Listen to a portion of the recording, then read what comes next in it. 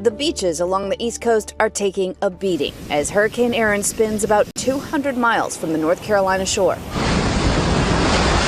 Growing waves threatening homes and businesses, some already damaged by the overwash. These are houses that no longer have a protective dune in front of them. They're very vulnerable to the waves, to the high surf. North Carolina's Outer Banks bearing the brunt of Erin's wrath. Highways submerged as crews raced to reinforce the protective dunes.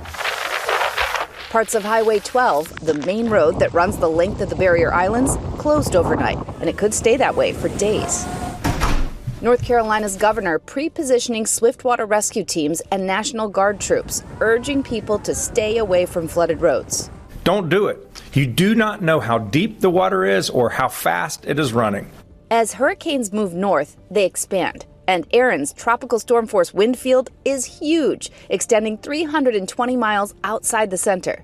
Like a bulldozer shoving water at the coast, it's whipping up powerful rip currents. Many beaches shut down. Officials on the New Jersey shore warning people to not only stay out of the water, but off the beach entirely. You can get a rogue set of waves coming in, and if you're on the beach, comes in, or take your feet right out from under you and pull you right out. Climate change is increasing the risk of rapidly intensifying storms.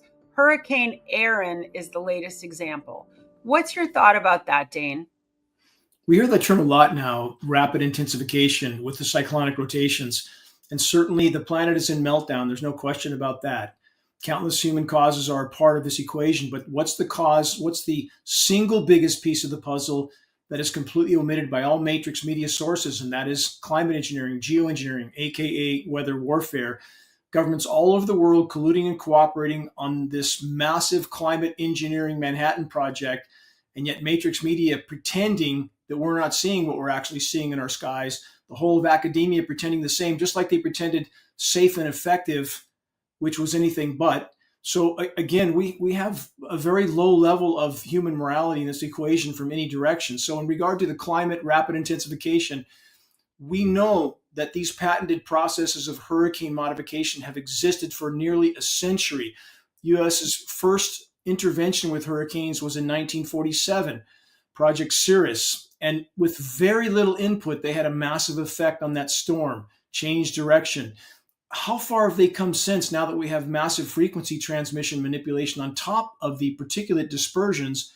So with the rapid intensification, what we see is that in general, and Erin is being dealt with a little bit differently than some of the previous storms in recent years, but we see the storms somewhat suppressed until they reach a proximity very close to landfall, at which time they let them spin up. As far as the spawning of those storms, Mary, the oceans are scaldingly hot. We had temperatures in Florida a year and a half ago of 102 degrees. Those are sea surface temperatures. That's the same temperature Jacuzzi recommends for their hot tub. Killed everything, coral reefs. So again, nature can spawn these storms and is readily, but the weather makers have the technology and have had for a very long time to suppress the strength of those rotations through atmospheric pressure zone manipulation. We see that happening until they're close enough to land to be manipulated by land-based frequency transmission networks like the NexRad network. Helene was a prime example of that. Hurricane Harvey was a prime example. So thus we see the rapid intensification term a lot. And Mary, did you happen to see what Hurricane Otis did in Acapulco about 2 years ago? No, tell us about that.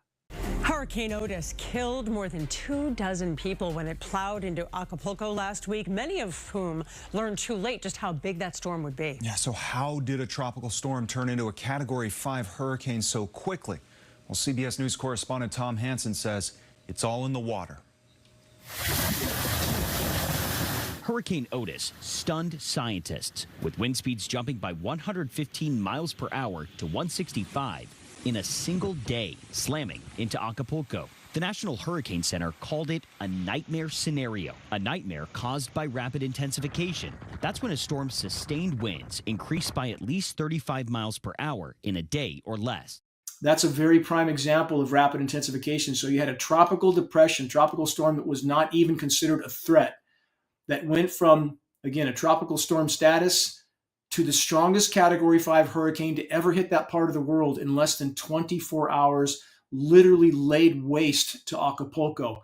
If you saw the post-storm photos, it looked like a post-apocalyptic movie scene. That was not natural hurricane behavior, and it caught the entire meteorological community completely flat-footed, had no idea that a storm could even do this. So again, and I'll leave it with this, Mary, when we have film footage of President Lyndon Johnson all the way back in 1962, you've seen this, your listeners have, stating we had the power to control, then what can we do now? It lays the predicate and the foundation for the development of a weather satellite that will permit man to determine the world's cloud layer and ultimately to control the weather, and he who controls the weather will control the world.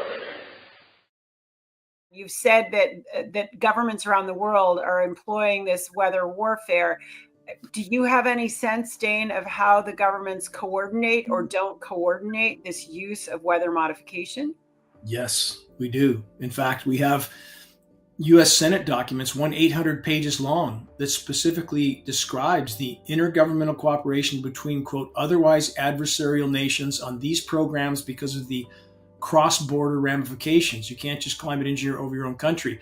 We have historical data proving Soviet climate engineering scientists were here touring U.S. facilities in the 60s, in the height of the Cold War.